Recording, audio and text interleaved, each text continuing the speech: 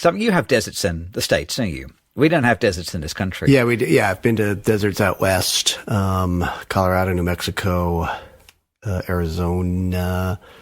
We have a desert 20 minutes from me here, which is bizarre because this is the green Northeast, but it's a very small desert, maybe a couple hectares or something like that, but it's really profound. Oh, that is small, right? Yeah, okay, yeah. Right. But it's very. Does that count as a desert? Is that a sand pit? I like it because it's really an example of just bad human stewardship of the planet.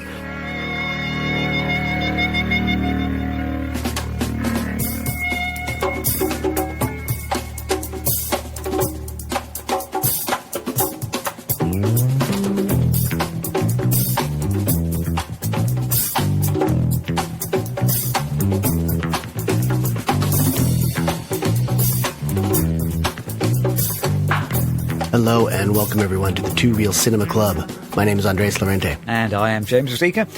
And every episode on the Two Real Cinema Club, we watch a new movie and then we watch an old movie, which is somehow maybe very slightly related to the new movie. And then we try and compare A with B. Last time, we watched The Fall Guy, in which Emily Blunt plays a movie director making a film about cars jousting in the desert. And then this week, we have watched the films that film within a film was sort of based on, I think. Yeah. So we have come back fresh from the desert again. We have watched Furiosa, a Mad Max Saga, the new George Miller picture. And then to compare that, we have also watched Mad Max: Fury Road, the previous George Miller Mad Max movie. 2 for the price of 1. Yeah. And I think we've got a theme going about films of almost the exactly same title, which always makes it difficult for me to talk about them because we went from The Fall Guy and The Fall to Furiosa and Fury Road. There's films which are more or less anagrams of each other in more ways than one. I wonder if we're making any progress or we're embracing de-evolution the way George Miller has in his sagas, his sage sagas. George Miller is 79 now. Oh, I thought he was older. I think it's 79. Okay. Maybe he's hit the 80. I don't know whether you've seen him in interviews recently. He looks good, He's still got his great hair. Oh yeah, he looks good. And he made the original Mad Max when he was 24. Wow. Okay. So that is quite the career. Yeah. Well, he probably has a secret, which is staying out of the Australian sun, because his characters do not look very good, but he does. Let's take a look. Yes. I thought he was 83. I thought I heard an interview with him recently. He was born in 45, so is that 79? That would be 79 though this year, won't it? Yeah, okay, I think so. Yeah, defeated by maths. 80 next year. Yeah, but that's close. You're close. I thought he was older. So, interestingly, I did a bit of background reading. We do have got the return of the Two Real Cinema Club book club this week, because I have read the book. There's a book? Well, there is a book called Blood, Sweat and Chrome by Carl Buchanan, which is a book of the making of Mad Max Fury Road. Oh. So I read that this week. And interestingly, one of the things that you learn from that book is that Furiosa was originally going to be made back-to-back with Fury Road.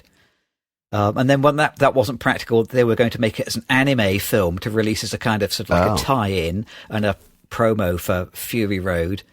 And then they wrote the script for Furiosa before shooting Fury Road, and Charlize Theron was given the script for character background work. So it's been around in one form or another, more or less, I think, sort of since 1987, which is when he first came up with the notion of Fury Road. Jeez. So it's only now, at last, it's actually been bloomin' made and it's out. Well, so gestation is the word of the week. Is it? I think exploitation is the word of the week. I question the wisdom of releasing a prequel or origin story after the previous or the later film. I get confused just thinking about the order of things here.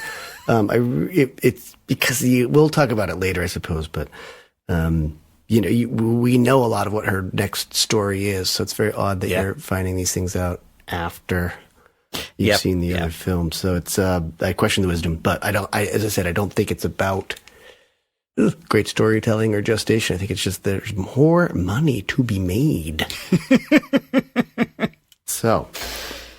Although I don't know what. See, you went to see it last night, didn't you? We went to see it on Saturday afternoon, prime time screening. Oh wow! Big screening, local audience, virtually nobody there at our local cinema. Oh, same here.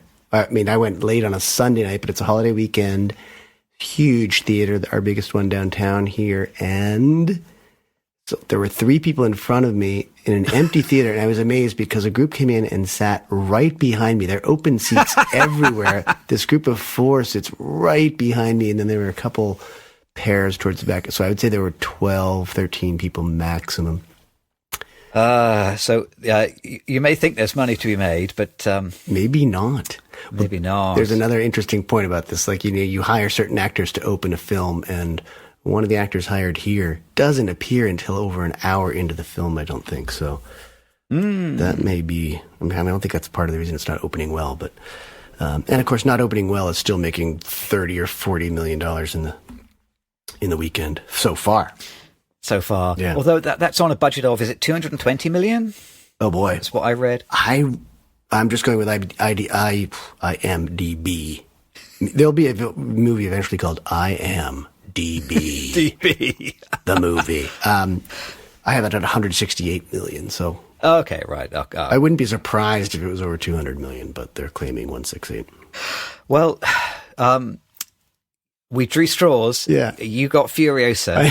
I did. Do you want to tell us about it? Yeah, I got to say, I'm so surprised there's a book or anything to read, because, like, I would think that a book of this story would be about 20 pages long. I mean, like a short story or a document with quite a bit of grunting for dialogue would be more apt description of the literature behind the film. But here we go. If you're ready. I'm ready. I'll tell you a story.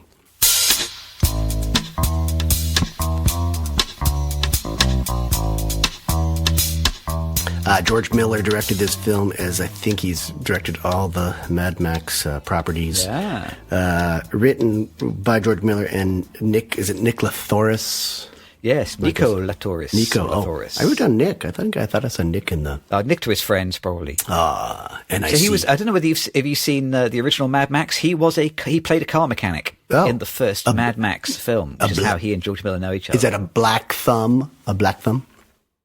Is that sounds a bit racist? No, but that's what they called the mechanics, right? Is that right? They had greasy thumbs. So it's black face if you watch this movie. Oh yeah. Oh really? Yeah. Or at least across the eyes, I think. Yeah. Black forehead. And then you'll have to explain to me the spray painting of the lips at some point. But the cast: Anya Taylor-Joy is in part of this film.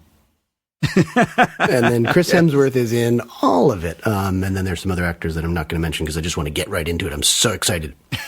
Both films this week open with these occasional voiceovers, which I think The Fall Guy had too recently. So there's a little need to get some information in. I didn't really have enough information. I have never seen a Mad Max film to my knowledge. It's possible I saw parts of or the Mad Max original, but that is 1985. So you're looking at nearly 40 years ago. So I don't remember if I saw it or not.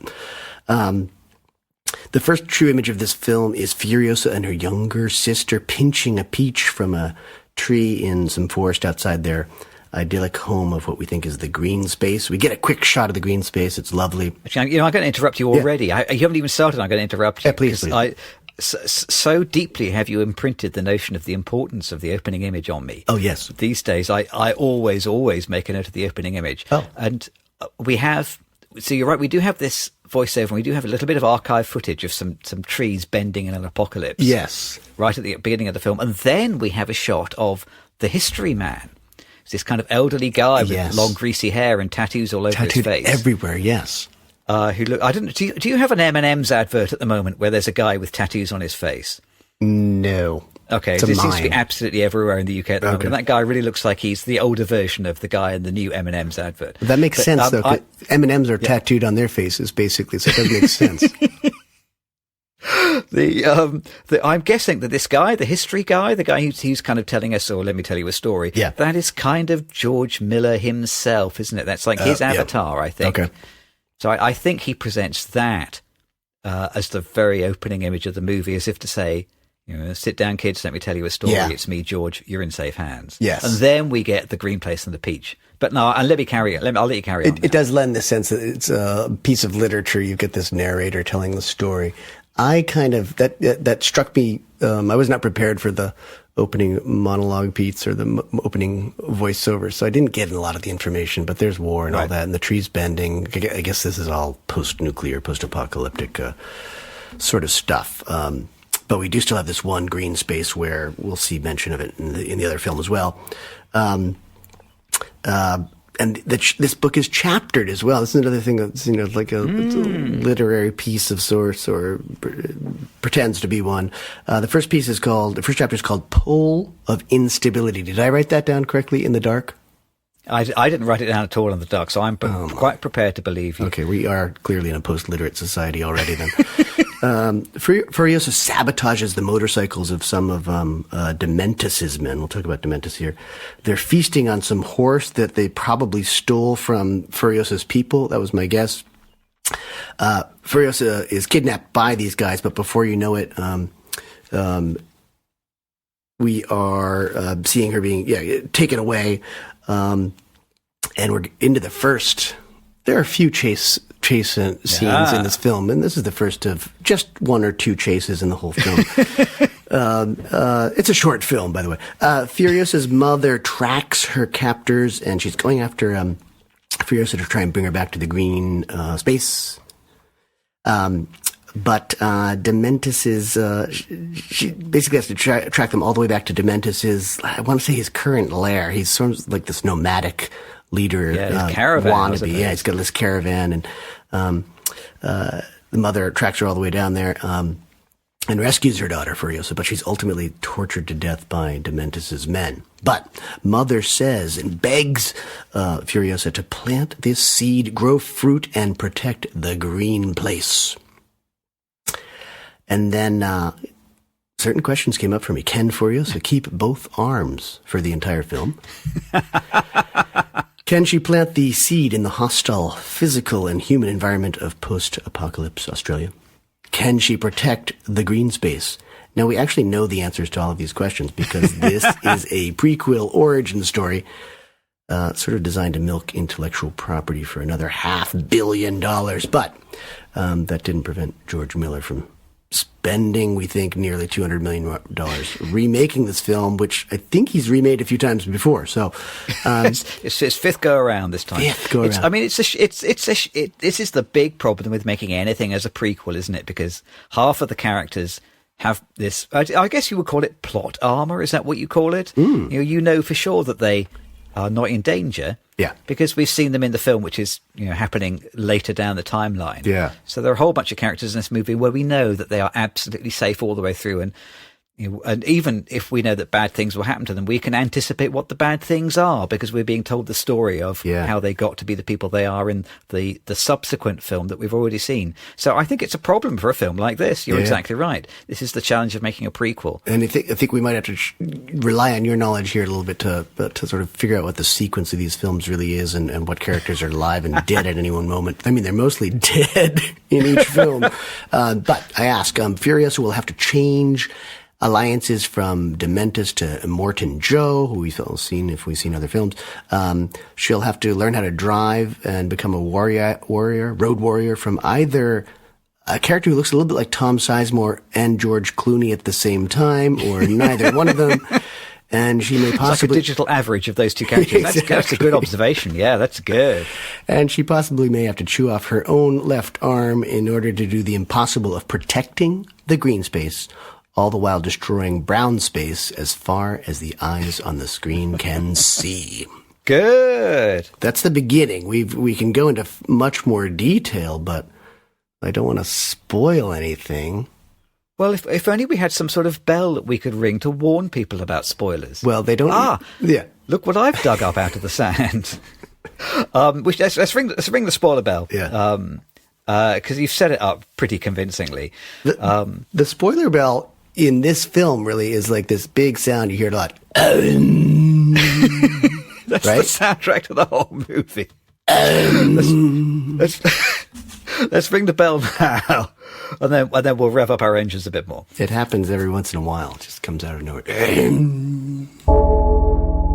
Oh, that bell is really loud when you ring it without any other buildings or trees around it to soften the sound. It just echoes across the Australian landscape or hellscape. So, I tell you what, the main comment I wrote about this film, I think I must have just copied your notes from The Fall Guy, because what I wrote was, this film is fine. I broadly enjoyed it. Yeah.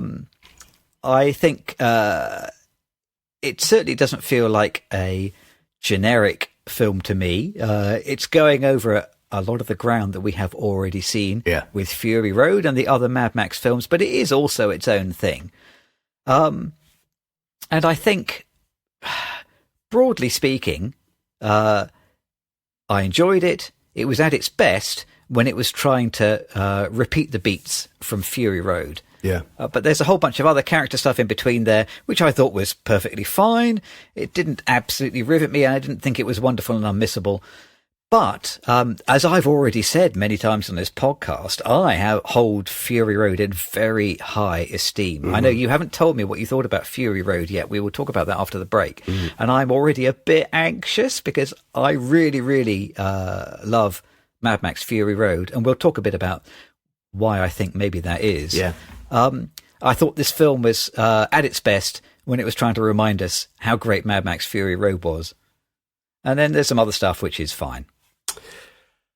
Yeah, I'm not the target audience for this picture. I mean, that's a disclaimer. I generally don't like action films, and I don't really like films like this. So I'm not, and it's not made for me. I'm 30 years older and more than the upper end of the target audience. So, so for that reason, I'm not a great person to critique this film. I would say, like, George Miller is obvious. He's got a fantastic eye. He could be a phenomenal filmmaker. I wish he was investing his energy in something more meaningful. And then there are other bits of this film that I just find entirely deplorable on a human scale. So, but there's not a whole lot of story here. And as you just mentioned, a lot of this story has been told before or will be told later. I don't even know how to explain it anymore. And it's, as a result, it all goes out of sequence. And it's just kind of strange to me that filmmakers would decide to sort of tweak their entire catalog going backwards, by making things that precede it. It's very strange. George is not the first person to do this, is he? I mean, no. The other famous cinematic George Lucas did exactly this with the Star Wars prequels, didn't he? To widespread derision, largely. And I think most people who love Star Wars would probably rather they lived in a world where those prequels didn't exist. It's a tricky trick to pull off. Tricky trick. I regret saying that. That's a terrible turn of phrase, isn't it? I love it. I was going to try and be intellectual and talk about this essay by T S Eliot, but maybe we shouldn't. Tell me more. Maybe we should stick with tricky trick. He has this essay about, like, building. I think it's called Tradition and the Individual Talent. And it's how, you base your works on previous things, and, like, previous works gain a meaning or lose a meaning based on what comes after it.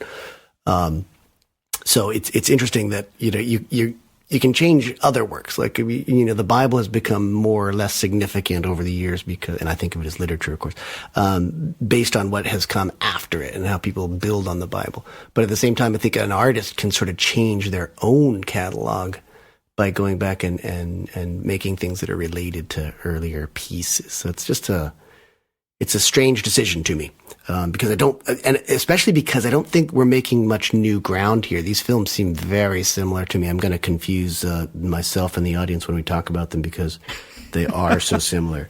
And in Fury Road, he does something I've never seen in a film before, so we can talk about that. But speaking of T S Eliot, part 2 is Lessons from the Wasteland. Shall we talk a little bit more? I mean, Furiosa sort of ends up among Dementus's clan. They visit Valhalla, which we see later. That's the lair of Empyrean Joe. Is his name Empyrean Joe? It's the Citadel, isn't it? The Citadel, yeah. It's Immortan Joe is what the character is Immortan, that's called. right. Immortan Joe. Interestingly, a little bit of trivia here, which I didn't realise until I came home and did a little bit of reading. Mortan Joe in this movie is played by Lackey Hulme. Yeah. I apologise if I'm mispronouncing his name. In Fury Road, he was played by Hugh Keys-Byrne. Ooh. So a different actor. Hugh Keys-Byrne died a few years after they made Mad Max Fury Road. Oh. Interestingly, Hugh Keys-Byrne was also the bad guy in the first Mad Max. Oh. George Miller has this thing about he often works with people many times over. Yeah. So Hugh came back to be the bad guy in the fourth Mad Max movie. He sadly died, replaced by Lackey Hulme. But Lackey Hulme, and if I've mispronounced his name, I've done it 5 times in a row now, and I know the man will never speak to me again. That makes it okay. He also plays Rizdale Pell. Terrible names in this film. But he is the guy who only has one eye. Oh. So the guy with the one eye Yep. and the guy who was wearing the kind of the scary breathing mask, same actor. I can believe it. There's similar deformities there. Well, I don't know whether this is to do with actors trying to persuade George of their versatility, or whether it's a good way of saving a few quid because you only need one trailer and one salary. Could be. But I was fascinated by that. Maybe it shows just how much a bit of makeup and some great costume can make somebody unrecognizable. Yeah. But sorry. Anyway. Well, I noticed that there's also another actor, Elsa, someone I believe, who plays 2 characters. I noticed that in the credits as well. So yes, yeah. So so one of there is the woman who is a slightly crazy follower of Dementus. Yeah. Oh yeah. And the best friend of Furiosa's mum. At the very beginning of the movie, it's 2 women who go chasing after Furiosa. Okay. One of them stays behind. That woman who stays behind then comes back to play another character. It's almost like they're in repertory theatre, isn't it? They only got a limited number of players and people need to double up. Yeah. Well, there's a lot of repetition in these films, so repetition in casting is consistent anyway. Yeah, so you've got these different worlds. There's Gastown, which Dementus wants to sort of control. Gastown trades with the Citadel people. They need gas at the Citadel. They need food and cabbage for whatever reason at Gastown. They don't look like cabbage-eating guys, but hey, it's fiction. Furiosa is kind of nearly kidnapped again. She's bartered away to Imperial Joe. He really wants her because he needs to replenish his lair. That's my guess. His group of breeding women and his harem, I guess. Yeah, harem and milking women. They milk the mother's milk and drink that. That seems to be better than water for whatever reason. It's funny because, as I said before, Anya Taylor-Joy, who plays the adult form of Furiosa, doesn't really appear until much later in the film. So the younger version is still living among the brides and the baby makers. She eludes a character who I didn't catch his name in the first film, but it's Rictus. Who I guess he wants to make a child bride of her of some sort. He's the son of Imperial Joe, as far as I can tell. She goes underground. She becomes a mechanic, or a black thumb, I guess, as they call them in the film. And then you get this bizarre time passing sequence where I thought it was a fruit tree coming from one of her seeds just grows in a cliff. And I thought, okay, this is when Anya Taylor-Joy is going to appear because obviously years have passed, older character. But she doesn't. It's just a fruit tree in a cliff. And that kind of gets us to the part 3, which is called The Stowaway. Before we move on, one thing I think is worth noting is that it's a tricky gig in a film where you have to have a child character who then matures into an adult actor who is somebody that we already know. Yeah. And I think the transition is handled better here, or more convincingly here, than any other time I've ever seen it. That child, the girl, Alia Brown, I think she's called, who plays the young Furiosa, looks astonishingly like the adult Anya Taylor-Joy, to the extent that I did not spot when they did the swap. I could not tell. There was a point after she has escaped the harem where she is wearing her disguise, and it's the scene where they explain that they're going to build a new war rig. And I remember during that scene thinking, God, that child really looks like Anya Taylor-Joy. That's really incredible. And then and then kind of realizing, oh, wait a second, no, maybe it is Anya Taylor-Joy now. Yeah. I think they digitally altered her face so that they got a smooth transition from one to the other, but it's technically a very impressive feat. Yeah. Well, almost as impressive as the fact that after the apocalypse, apparently it's very easy to find a car mechanic. Yes. That's particularly impressive. That's incredible. Carry on, yes. Well, that's what they all are. They're all car mechanics. Cars everywhere. I think it's also because she's wearing the black mask of makeup across the eyes. Yeah. I think so it's another one of these spots where just good makeup makes the transition kind of seamless. Yeah, right. That's sort of the beginning of the next scene is where they're sort of tasked with making this big transport truck war rig kind of thing. This is where I, in the dark, on my notes on paper, wrote the word dull. D-U-L-L. It's these action films for me. Sometimes it's so boring. I felt like there was, I'd waited an hour for her to come on screen and really kick this story in because you're not following her story so much until this point here. And I just didn't find it very interesting. So, for all the bloodletting and all the action, it's a snoozer for my personality. I know a lot of people obviously get very excited about this stuff, but not me. Not you. So then basically this is where we start seeing one of these long sequences of people flame throwing. And there's an innovation here of parachute flame throwing. So this was a little confusing to me because this comes before Fury Road, but I guess this technology didn't work very much because they abandoned the parachute flame throwing for the next film.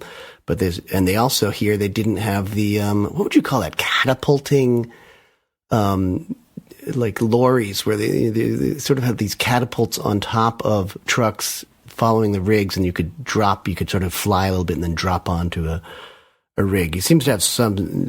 Wait, it's a tricky trick. Oh, good.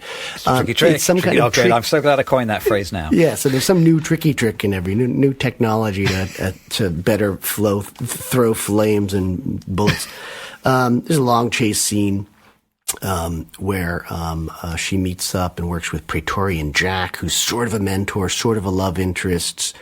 And it seems like every time you build one of these rigs, you're just going to get attacked by other guys who want whatever you're transporting. Now, this is where the capitalists and the conservatives, they always say that trade is supposed to beget peace, right? So the thing that was going through my mind, I didn't have much else to think about. I said, you'd think these guys would realize that after 45 years of this story, they could save a lot of fuel, a lot of trouble, and a lot of human life if they just exchanged goods at fair prices. And that ultimately is the take-home message of the film. Yes. For me, it was one of the take-home messages. I wonder if it's as good a metaphor for the free market as ever I've seen. That yes, we have free trade between three different centres, and they're all out to kill each other. Yeah, this is like a neoconservative textbook. This film. Carry on. So then there's part 4, Homeward. So she's teamed up. Furiosa's teamed up with Jack to go to the bullet farm.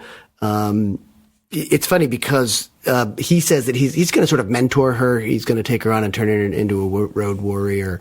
But it doesn't take long. There's only one mission, and then all of a sudden she's ready to go solo.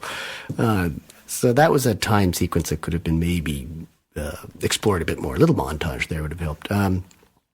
So it's just one road warrior mission. She's ready to go solo. The road warriors are headed to Bullet Farm. There's this big. I wasn't sure why they were going because Dementis at this point had said, "I want to have a tribal council or a meeting of the different communities to work something out." Right. And they ended up going to another place called Bullet Farm, and then the road warriors sort of appear and. Well, I guess there's just another chase scene and another big battle out there. My understanding was that I think Immortan Joe had told them, go to the bullet farm, pick up all the bullets you can. Yeah. But Dementis has already taken over the bullet farm by the time they arrive, so it turns into an ambush. That was my understanding of how that worked. That makes sense. It was probably just grunted out at one point. I didn't quite catch it. At this point, there was another thing that repeated for me, which was like road warriors. Based on these two films, they always appear to have a human side that includes extensive flashbacks of moments that they regret, But they don't regret killing hundreds of other humans for a swig of petrol or a head of cabbage, which is kind of funny. There's a lot of death, a lot of killing in these films. There's something of a romantic moment between Jack and Furiosa. Come with me, plant the seed, which felt kind of sexual. There's no sex that follows or anything like that, but it was a... Yeah, it feels fair. It feels fairly kind of unconvincing, I think, the romance between the two. Yeah, exactly. To the extent that you end up questioning, just like you did, well, is he a mentor, or are they lovers? Or there seems to be some tenderness between them later on, but it doesn't feel terribly believable. Yeah. And she seems prepared to... They've got two motorbikes strapped onto her car, and she seems prepared to sort of split off and... explore the green space, get back to home or whatever, which she's tattooed on that left arm, a map to get to the green space. But because Jack gets ambushed, she does the right thing. There's this cross, this explosion of fire, and she's sort of on the cross. You can see there's this sort of grating. It's this Jesus coming to save her moment, and she goes back to get her man, who really doesn't seem to be her man. But ultimately they sort of escape, but at the same time, Dementis is after them. He finds them, and boy, then he starts to torture them a little bit. There's some dogs eating human a little bit at that point. There's, her hanging up by her arms, and, they look like they're going to be in trouble before there's part 5, Beyond Vengeance. We're setting up for war at this point, which is very funny because it appears that everyone's been at war for 40 years already, and they start talking about this period called the 40 Days War between Gastown and the Citadel. And the other thing is that these settlements don't seem that large. I was looking and trying to estimate, I think maybe 2,000 or 3,000 people in each settlement, which kind of makes me feel like these wars would come to pretty swift conclusions because there just aren't enough bodies to serve it. Yeah, it would take an afternoon, wouldn't it? Yes. And it would sort of end the film franchise, but also consider that there's this difficulty of birthing new members into the society, right? I mean, it seems like we see a birth go wrong in this film. There aren't that many breeders. It just doesn't seem like there are that many people. So and this is just a silly logical thing, but with the death count going on in my head the whole time, I figured there's no one left. What are you talking about? There aren't that many people living in these places to begin with. And they're getting killed all the time and not reproducing. So, just some logic questions, I guess, that I should not be asking. You're saying it should have been Chapter 5, Do the Math. That's what they should have called it. That takes us to our kind of conclusion. I know we've taken a bit too much time with this, but Beyond Vengeance, his last chapter, Furiosa makes the mechanical arm very easily. I couldn't tell if what did she do? Did she slice off her own arm, or did she chew it off? It was a wonderful sequence of you just see her arm dangling. Yeah, I don't know. I mean, I guess... the first 90 minutes of the film is teasing you with the question, how will she lose her arm? How will she lose her arm? How will she lose her arm? Yeah. So it has to answer that question in an interesting way. And at least, we aren't treated to her actually physically severing it off. It's played as a little bit of a surprise. Yeah. I do have a few things to say about the losing of the arm. Okay. One of them comes to mind here, which is that, this moment of losing a limb, is kind of treated as the moment that defines her. Yeah. I am quite prepared to be proven wrong. I suspect, were we to speak to many people who have sadly lost a limb in one circumstance or another, I think maybe people feel that what's more important is the person that they become without the limb, rather than the very moment during which it is lost. Commonly, the moment when a limb is lost, it's actually a bit of a banal, trite moment. It's not an enormous climax. It's something which you kick yourself over. It's something silly and sudden. Yeah. That is not the defining property. The defining property is the person that you become once you don't have it anymore. Yeah. And I would argue that Fury Road is about the woman who is now an amputee. Yeah. And trying to kind of draw as much drama out of this one particular moment when she loses it is not as important to her character. But perhaps we'll come back to that when we talk about Fury Road. But you're right, that so much of the film is about that. And, there are lots of teasings. She could have lost that arm in from the first minute, really. It's just... So we see 5 or 6 moments where it could happen. And also right before this happens, there's an accident. She does get into this accident with Dementis, and you would think that at that point, based on the severity of that accident, that would have been the moment where she lost it. But no, I mean, I guess the idea is that the reason she loses the arm is because of a choice that she makes. It's through her own agency that she loses the arm. It's not an external process. Yeah. Yep. And she has chosen to cut herself off from it to effect her escape. Yeah. So I suppose you are giving the ownership of the loss to her. Yeah. I'm guessing that's the way that it's played. But okay, chapter 5. The important thing is she's very quick to make a new mechanical one. Well, I mean, I'm guessing this is the whole function of the 40 Days War, isn't it? It's to give her 40 days to do some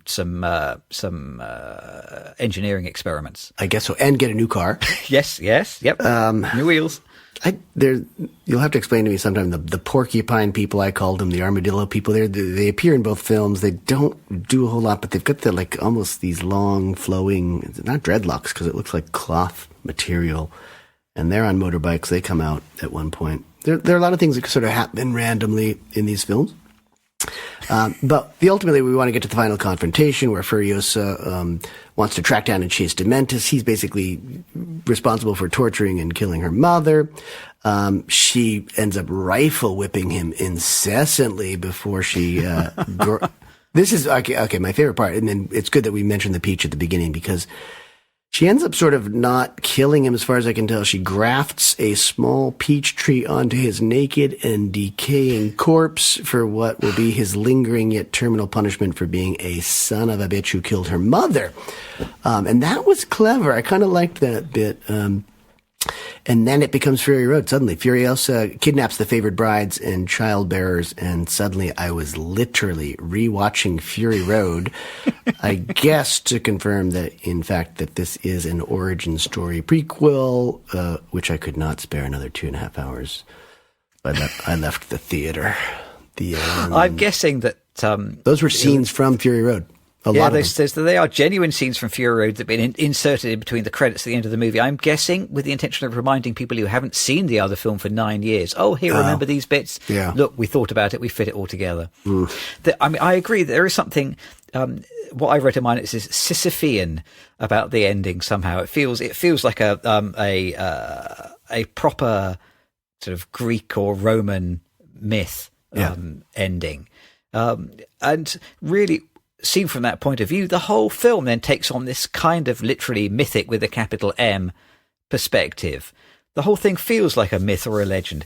We have Dementus going around in this Roman chariot. Yeah. He's got 3 motorbikes instead of 3 horses, but he's got this this Roman chariot that he's made.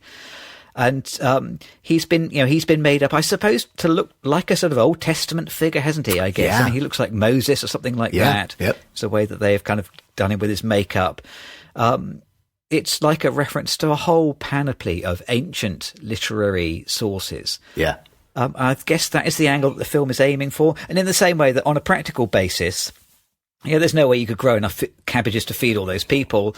Yeah. And there's no way that you could put up with that sheer body count in such a small community. None of that adds up because none of it's the important bit, I think. I think it is supposed to be, in one hand, cartoon-like, or on the other hand, mythic. It's it's a legend. It's a legend that's being played out in scope on screen.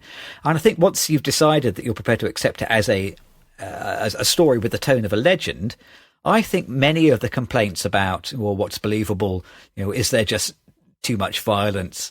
A lot of that sort of melts away because it reminds you of the unreality of the story. In the same way that the opening of the movie is about this guy who's telling you, let me tell you a story. Yeah. And this is something which crops up in the other Mad Max films as well. The notion of sort of oral storytelling tradition being the way that history is transmitted. I think this film feels a little bit like a story of a mythic character which has been repeated from the mouth of one bard to the ear of another for 20 generations, and now we're getting the story that it's become. Yeah. And I'm sure that you will tell me I am being far too generous to this film, which you found dull. Well, no, I'm a party pooper. There's no question about it. So, this film is post-literate in so many ways. The fact that there doesn't seem to be any written word for these people. They're very poor cartographic skills. The cartography is terrible. I mean, these places don't seem that far from each other, but they've never seen the green space or the Valhalla and these other spots. It's it just seems like they obviously there's no reading, there's no entertainment. The story world is very, very grim. I find these films, like, they're very cynical and very dark in ways that I don't like the darkness. I'm a dark person. I love exploring some really dark ideas, but this is mostly exploring, like, very dark people, and it's not that interesting to me. And then there are these humor moments which I think undermine the film. Chris Hemsworth, where Thor seems to be kind of a comic character very often, and I think he's bringing that into this film. And I don't remember this in Fury Road as much, but like, even the humor, I didn't know the names Rictus and Scrotus in the Fury Road film. So the two laughs that I heard the audience in this entire film were, one, the sort of when you mentioned he's using the motorcycle as a chariot. People laughed at that when they saw that, because it is kind of funny. And then when the two guys introduced themselves as Rictus and Scrotus, and I don't remember Scrotus at all in the other film, so I wasn't paying much attention to either film, honestly. Interestingly, the actor who plays Scrotus, he's another George Miller reappearance. He is the guy who plays Nicholas Holt's co-driver in Fury Road. So there's two guys early in Fury Road. They're arguing over I drive, no I drive, no I drive. The guy that he's arguing with, that is the same actor that then comes back and plays Scrotus in this film. I think George Miller is somebody that sounds like if you have a good experience with him once, he will employ you forever. But I think the humor undermines the film to a certain extent, because there are a lot of antagonists in this film. This film is basically about antagonism and people battling each other constantly for the same reasons. It's, and that's why it's kind of cynical, because it's just war. And then History Man, in one of the occasional voiceovers, starts talking about how there's always been war. But when you make them humorous, it's like you disempower the antagonists. And that happens a lot in these films, I think, because I'm not going to take someone seriously if they're wearing certain gear. I'm not scared of someone who, if you just pull that little tube off of his mask, he's going to suffocate to death. I'm not scared of people who, keep firing bullets or flames that just actually don't hit certain people. So I think it sort of disempowers them. So I think the humor, we want to laugh in the theater, but you want to laugh at something situational as opposed to laugh at a powerful character who's actually not very powerful at all. It kind of just disempowers the antagonist. So, but those were the funny moments for the audience in which I was a part. But again, it's only 13 people, so maybe the other millions of people loved the film and thought it was very funny. But I think that didn't really help the cause very much. I guess there's a reason why medieval courts don't have a jester, isn't it? Yeah, somebody who can be a fool, who has no status and nothing to lose. And there are jesters in this film. So it seems that way anyway. Like every one of the main warlords or the leaders of the communities sort of has an entourage that includes some sort of jester. For me, at one point I wrote down, like, there's always a lot going on in this film or in the other film, but the story kind of miraculously goes nowhere. There's all this travel logging, right? But I mean, it's not really taking us to anything new, or we're not really seeing much different. It's just, it's one travel log that sets up the next travel log, and one chase scene that sets up the next one. So it doesn't really, I felt like I was traveling a lot, but I didn't really feel like I was going anywhere. This film, it does end with a nice kind of a mirror of the opening scene, doesn't it? It begins with a peach and it ends with a peach. Lovely. And I think, George Miller is definitely, I think he has aspirations here, doesn't he? I think he's clearly, as you say, he has a great eye. I think he's he's a tremendously talented filmmaker and somebody who's very experienced, because he's been doing this for, quick maths failure, 55 years, something like that. Jeez. Now, if you do something for 55 years and you kind of figure out what you can do and how to do it. Yep. But I'll let you carry on with the but always in his comfort zone. He's made many of those sequences again and again and again. We've got one tanker and then all these guys chasing the tanker. And I saw another 45 minutes of that in this film. And I thought, okay, you're not really growing much as a director. I mean, to say that a 79-year-old man has not grown up all the way and hasn't really produced, a masterwork, I guess, or a really amazing film that makes you think. I mean, he's got a few interesting credits in there. He produced Flirting. He did Lorenzo's oil. I think that's one of his films, right? And certainly there's plenty of high-speed chases and flamethrowers in that movie, you're right. Research and development, high-speed research and development. So, I mean, he's capable. I think that's the thing that's frustrating to me, is that a capable director who probably does have some good ideas deeply buried in this film is still making films for 18 to 24-year-old boys. You know, I think it's a little, for me, that's troublesome. I don't want to be at my point in my life where I'm still thinking like and serving, although I'm saying this as a teacher, serving people who are just completely, you know, unformed and on the way to evolving, but not there yet. So. But I'm going to counter-argue that, because I think this film was probably made largely to appeal to the people, to that audience who enjoyed Mad Max 1 and 2, who are all people who are our age now. Mad Max 1 was released in 1979. I think actually it's, you know, from the point of view of its references. Yeah. And, you know, and then it's a film which I think benefits from having some knowledge of the earlier films, because it's kind of internally reflective. I think it's aimed at teenagers who are in their mid-50s. But clearly there's not quite enough of those to fill many theatres. There's a lot to love in this film. There's cannibalism, slavery and bondage, human immolation, repeated bludgeonings, endless gunfire and flamethrowing, and dogs eating humans. I mean, there's a lot of stuff to like. There's also, for me, and some great cars. Yeah, if you like cars. For me, this film is just proof that we need to ditch fossil fuels. I think he's got a message in there. And I guess there's something twistedly, perversely environmental in these films. But I think one problem I have is there's a lot of stuff in the films that it's there just because it looks cool or it's a real nice visual. And it doesn't do much more than that. Like I was asking about those porcupine people. I don't know who they are. They just come out of the rocks once in a while on motocross bikes. They're in both films. There's an artist at Gastown. This man's doing this beautiful painting and mural in the top of his tower in Gastown. He's copying like a masterwork out of an art book. Until they rip his finger off, yes. Yeah, it looks great, but it doesn't do a lot in the story. There are all these sort of deformities that I'd love to know more about, or these costumes that I'd like to know more about. But I think all that is lost in service to action. Tricky question, but one that we always ask. Yeah. It's one which we should always ask if we're earning our keep.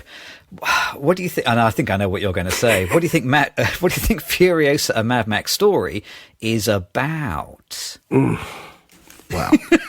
Because traditionally, it's a vengeance tale, basically, isn't it? Yes. At its heart, if you had to summarize the story in a sentence, it is a vengeance tale. And the correct theme for most vengeance stories is, you know, vengeance is its own punishment, or vengeance will not, you know, bring them back, or, you know, vengeance will destroy you is the usual theme for a vengeance tale, isn't it? Yeah. Yet at the end of this movie, she is, well, not fulfilled, but not destroyed either. She does have her vengeance. The bad guy that she gets her vengeance on is someone who, you know, probably deserves her ire, although he himself clearly has his own backstory tragedy, which we don't learn the details of, but you know, you get enough information from the teddy bear that he carries around with him to infer that you know, there's, you know, he has his own trauma that he is dealing with.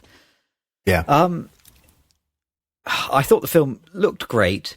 I personally enjoyed it. I thought it was fine. Perfectly fine. I enjoyed my 2.5 hours that I spent with it. I didn't feel that it dragged. At no point did I write in my notebook dull, but I can understand why you might do. But I did come away at the end slightly feeling like the themes of the film, beyond look, I can make a myth about, you know, great mythical legendary forces clashing. I think the themes may be just a little bit underdeveloped for me to feel that it's entirely satisfying. Yeah. For me, I think, again, it's just cynical. I think for me, it's like war is inevitable and that humans are really evil. I mean, that's essentially what I got. Just incapable of just inflicting tremendous torture and pain on one another. And then you've got a point that about vengeance is not really ever going to be satisfying, and that's why her vengeance is kind of nice and poetic, I thought. But they even have a very on the nose conversation when she's sort of torturing him and deciding whether she's going to kill him or she's exacting her revenge about, the purpose of vengeance, and that she's not going to feel any better if she kills him, and so on and so forth. So there's that conversation, which is quite on the nose. But for me, there's not a lot. There's some buried themes, as I said, about how we're destroying the world, but it's not a very critical conversation that the filmmakers are having with us. I think it's much more about just how awful we are, and how we could end up if we continue to be that awful. And it's not really it's not a film that offers any alternatives or anything like that. It's just very bleak for bleak's sake. And for me, I don't find much of a redemption myth story in there, or a lot of redeeming elements about it. But again, I'm an outlier. This is not my genre, not my film, not my series. I don't know the films very well, and I think I probably would.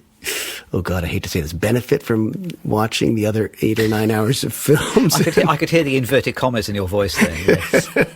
I caught myself, but I think more backstory. If I understood these people more, and their again, as I said, their deformities, their class structure, and all that, which there might not be any of that in the earlier films. But if I understood those things, I might relate to a bit more. But like who's the good guy? Who are the redeeming or redeemable characters in it? And to a certain extent, whose story is it? It's sort of about these many different cultures warring. And I guess, you've got the title character Furiosa, but she's an adolescent for a lot of it. Her story is very clean. I want to get vengeance for my mother's death.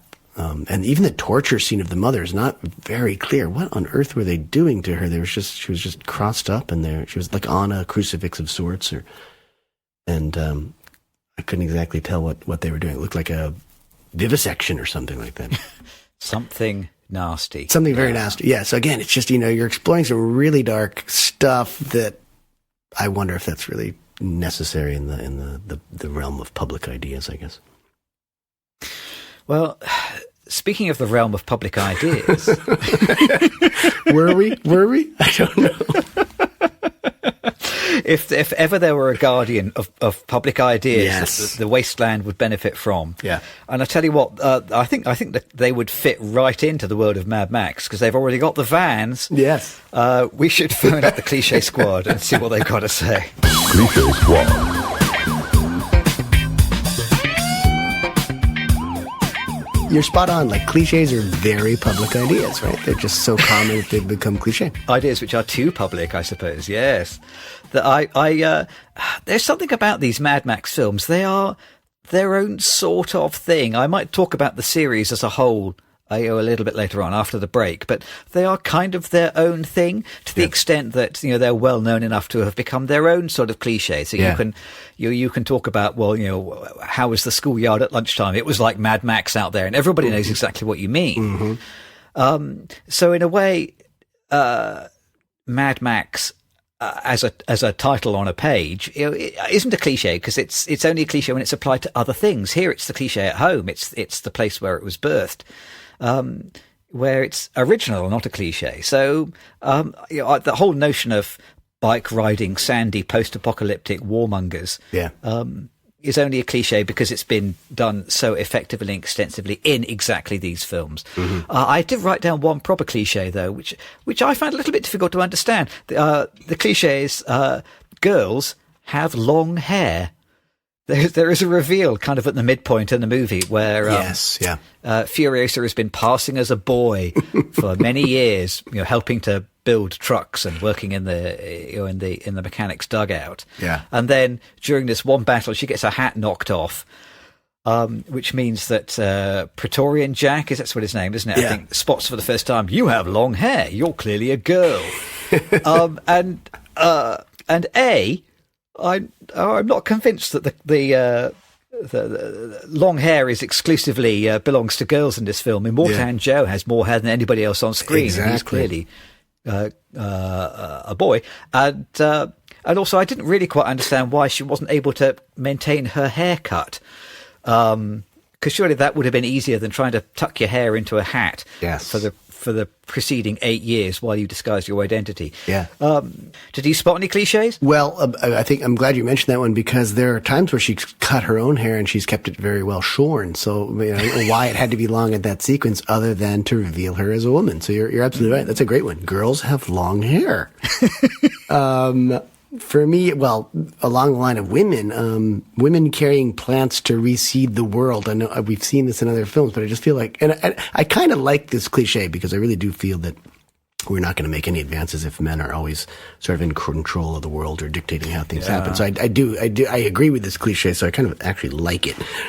And that's my favorite part of this film. I think the whole seed thing in the peach tree is wonderful. That's really the best part of the film for me. And it's, also it's only really one of the only green parts of the film. And I really find myself reacting much more strongly to life than these sort of death-like landscapes and such. And that's why I really liked the green place or space, whatever they call it, at the beginning of the film. I mean, that was really intriguing to me. And it was, having seen Fury Road, it was something that I knew was out there, knew mention of, but we didn't explore that very often, which I think would have been one of the best parts of the film. So I wish we'd seen that. Yeah. For me, the cliche is midget and dwarf specialists. Seems to happen. And to give it a little bit of context, here in this part of the United States, there's talk of making windows larger so that firefighters can get through the windows in moments of emergency. And I always thought, well, why don't you just hire smaller firefighters? Why are we getting bigger windows? In this film, both of the Mad Max films I've seen now, there's some sort of midget or dwarf who has a special skill, or I guess it can just fit into smaller spaces or smaller chairs to save on the budgets of making bigger chairs. So that seems to be a cliche. I mean, it's great that we've got more inclusive filmmakers with casting people of all shapes, sizes, and colors, but this one always seems to be very specific to like a special skill that a small person has that larger format people do not. That's it. I mean, I think there's a larger cliche about sequels and prequels, but maybe someone would do a popcorn counter about that at some point. What an interesting idea. Okay, well, let's we've talked so much about deserts. I'm feeling really thirsty. Let's have a break. Yes. And then we will come back and we will talk about a completely different film to this one. We're going to talk about Mad Max Fury Road. We travel down Fury Road.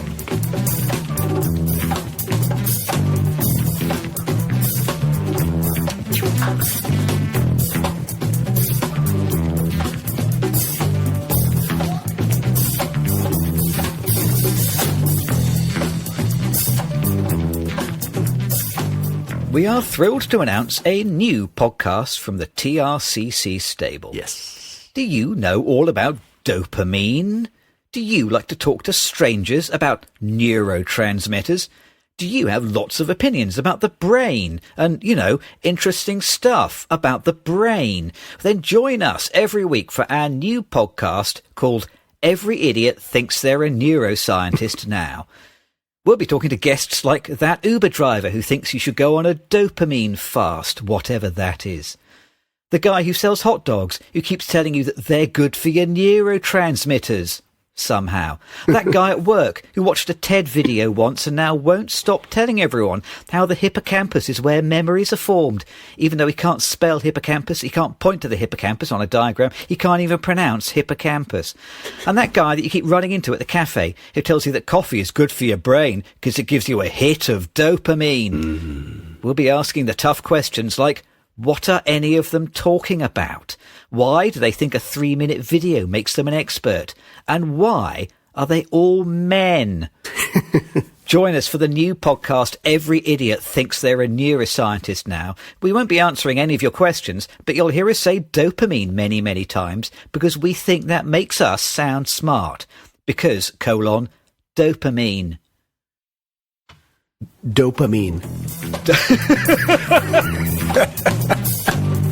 I'm ready to podcast. Make me a podcast host.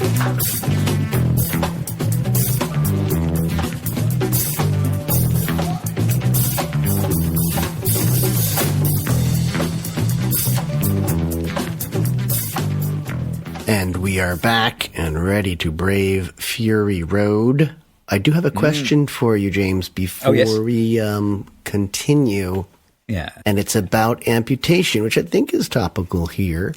Right. I'm assuming that you've anesthetized someone ready for an amputation. Is that incorrect? Yes. Yeah, a number of times. Yeah, absolutely. I think only lower limb. I don't think I've ever had to anesthetize someone for an upper limb amputation, but yeah, lower limb not uncommonly. Either because of intractable infection. This is kind of late stage diabetes or late stage vascular disease, which means just that like the foot or the lower leg not viable anymore. Wow. Okay.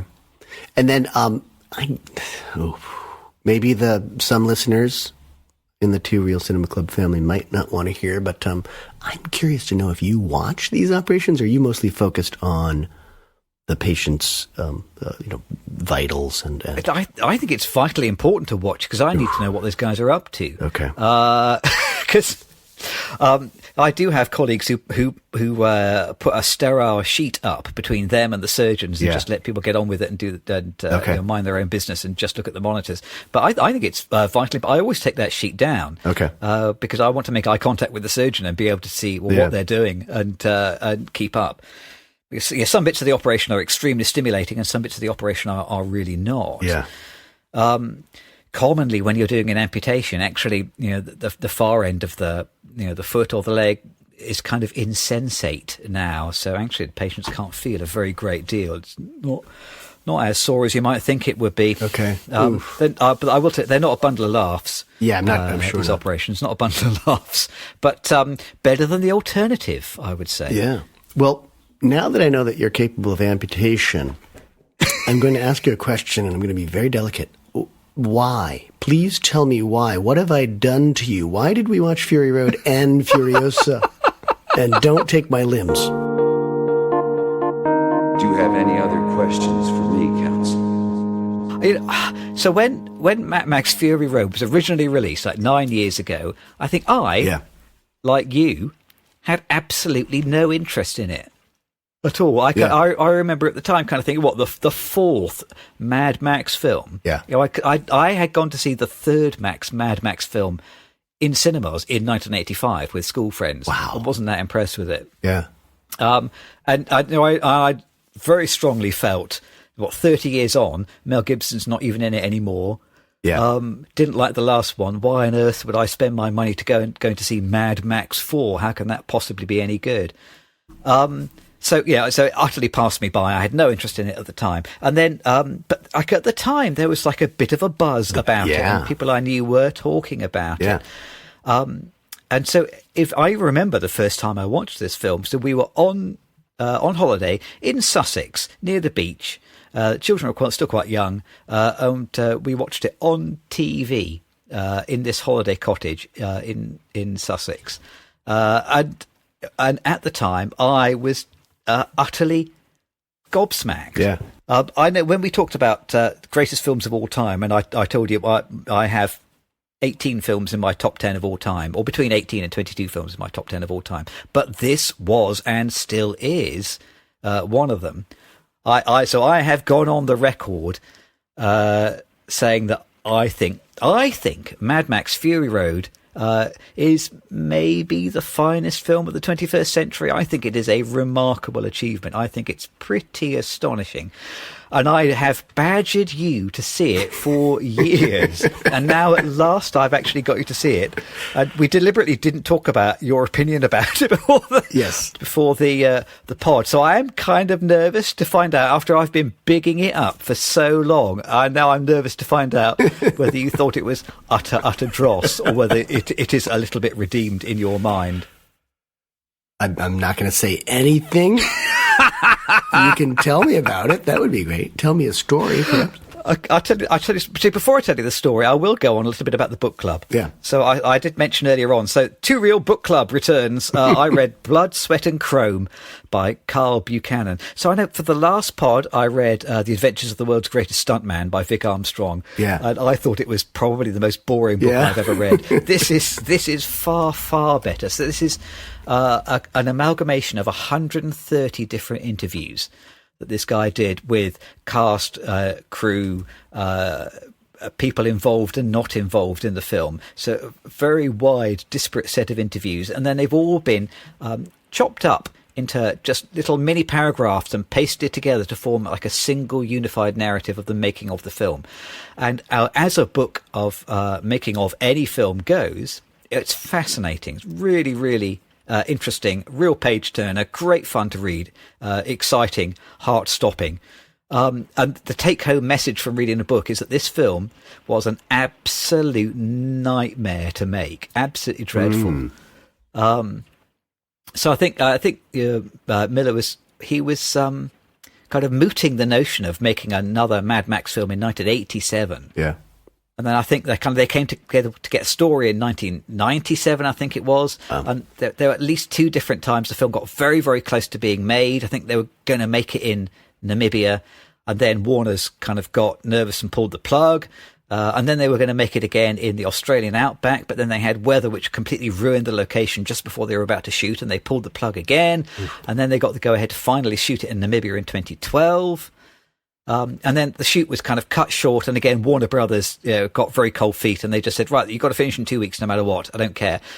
And so they were forced to stop, and then the early cuts of the film were apparently completely incomprehensible. And the head of Warner Brothers changed hands. So Warner Brothers then got a new hand who gave them another $30 million to go back and shoot what became the beginning and the end of the film. So before that, they really only had the middle section. If you read about it, they spent, depending on who you believe, maybe 150 million, maybe 185 million. Wow. It made 380 million at the box office. So, not a mega hit. They made their budget plus prints and ads and a little bit more. Yeah. And I think this film has probably had very, very long legs. I think people who like this sort of film still talk about it. People like me still talk about it. One of the other interesting things that comes out of the book is that for Mad Max Fury Road, and you will chuckle at this, you'll be surprised to hear they didn't have a script. No. Surprising her. They didn't have a script. But what they did have was a very, very detailed storyboard. Oh. So they had 3,500 panels of storyboard. So they had this enormous development room, and it ran around the walls of the entire room. Apparently there are about 3,500 shots in the final film. Jeez. So basically they had a panel for every 2 seconds of the finished film. Wow. So it's incredibly detailed storyboard, which they worked on for years and years and years and years. And when they wanted to pitch it to somebody, when they were casting, they would just get people in and take literally 2 days guiding them through the story on this storyboard, picture by picture. Oof. It was an absolutely massive undertaking. Yeah. I wonder whether that storyboard now is published in some form or another. It should be, I think. I think it would be fascinating to look at it. So Mad Max Fury Road, written with Nico Latoris, who also chipped in and co-wrote Furiosa. But most importantly, it was also written with Brendan McCarthy, who is a British comic book artist. Oh. I think that is what is behind what I consider the success of the film. This film was effectively written as an extremely detailed panel-by-panel comic. And when they came to shoot it, they shot the panels that they had drawn, one for one. Finalists for the part of Mad Max is another interesting thing that came out of the book. Do you know? So Tom Hardy got the part of Mad Max, but they talked to Armie Hammer, Jeremy Renner, Michael Fassbender, Joel Kinnaman, can't remember who that is, Heath Ledger, Eric Bana, even Eminem apparently was in the running for the role of Mad Max. And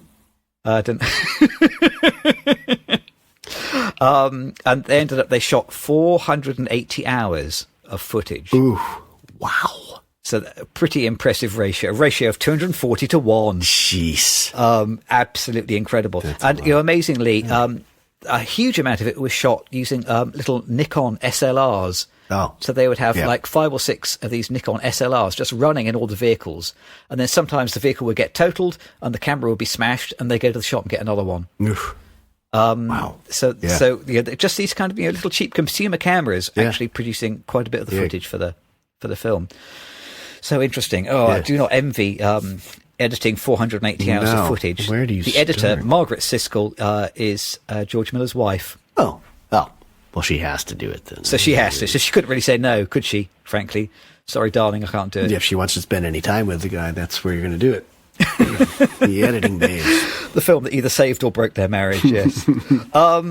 So yeah, the book is, I'd recommend the book to anyone interested in making a film. It's a fascinating read.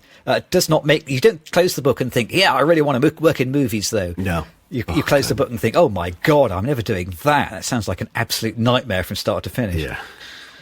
Well, speaking of absolute nightmares then, shall I tell you the story? Please do.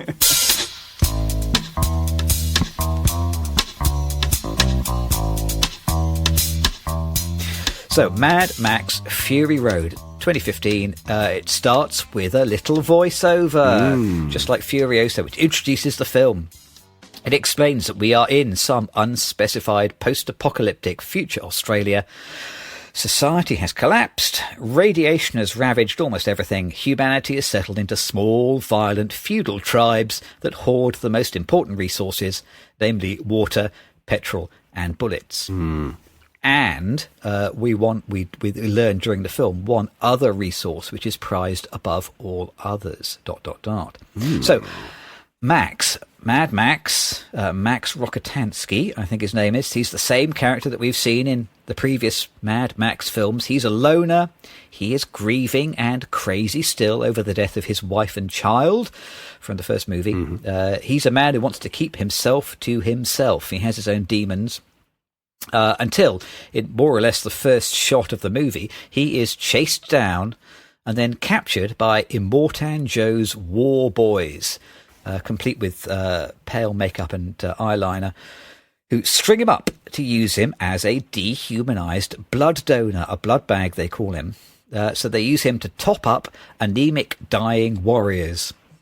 But at the same time that Max is being used as a blood bag, I don't know whether you can hear, it's raining like mad outside. This is the least Mad Max weather I can think of. At the same time, Furiosa, who is Joe's most trusted warrior, breaks protocol and goes on the run with an oil tanker that is hiding the film's #1 most precious resource, Joe's 5 slave wives. So yes, a working uterus is worth more than anything else out here in the wasteland. So Joe leads a war party to get the 5 wives back, and the war party includes Max strapped to the front of one car so that he can continue to donate blood to his driver on the way. But there are several other factions out in the desert wasteland who would also like Furiosa's cargo, or at least, if not the cargo, then the fuel that she carries for themselves. Once Max is at last free, will he continue to look after himself, or will he join the fight to liberate the wives and change the world? Well delivered. It just makes it sound so appealing. It sounds great. So, I'm going to force you to tell me now. In my opinion, finest film of the last 24 years. I think a remarkable, exemplary piece of pure cinema with a capital P and a capital C. What did you think of 2015's Mad Max: Fury Road? I think it's better than 2024's Mad Max Furiosa. A saga. A Mad Max Saga. Mad Max Saga. Yeah, I think it's the better film, having seen the two of them. Okay. Again, I don't know if I've mentioned this. This is not my genre or my kind of film, and I'm not the audience. I mean, we're equally incompatible and mutually incompatible, I think. Again, some great images. But a lot of stuff that happens that I'm not really sure it needs to happen. You know, there are a lot of things in there. Yeah, there are just a lot of things in there that just seem to, again, look cool, or they're built for product. This is intellectual property to me. It's following on a basis of, 3 films before this. Is that right? 3 or 4 films before this? Yeah, 3 films before this one. Yes, it's based on that. It's not really pushing, creatively, it's not really pushing me or the filmmakers forward, I don't think. But again, I was mesmerized by some scenes, and the night scenes, for example, I thought were fantastic. It's just I'm a story guy. And I don't find this film to be great storytelling. I think they're great images, and as you said, if you're doing that much storyboarding, you're really looking at the film frame by frame, which I kind of applaud them for that. But at the same time, I think it's a collection of shots, and I think sometimes you just need a sequence that tells some story visually, or even use a little bit of dialogue to get into the characters' heads a little bit. And I just never saw anything like that. Sometimes you just need breaths. You need to have some time to soak in the story and not have something that's more than just a couple seconds. And there are probably a couple of moments like that in this film, but there's not a lot of that. So it's hard to add up. My brain doesn't work at that level either. I don't process things really quickly in the way that, that flame's going there and this motorcycle is doing this and something's revving here and there. It doesn't all add up to me because I just don't think my brain processes that way. So, as I said, I think it's better than the other film, and we can go into to more detail as we move along. Are there some other things that you want to say about the film? Like, was it as great for you this second, or third time watching it than it was the first time? I'm relieved to say I thought it was just as good the second time around. It's only the second time I've watched it. So yes, I've chucked this film straight into my Mount Rushmore top 10. Yeah. Only having seen it the once, I made a little little list of the films that I put it in the same category as. I wrote down here. I put it in the same category as The Music Box, which is that Laurel and Hardy film where they move the piano around.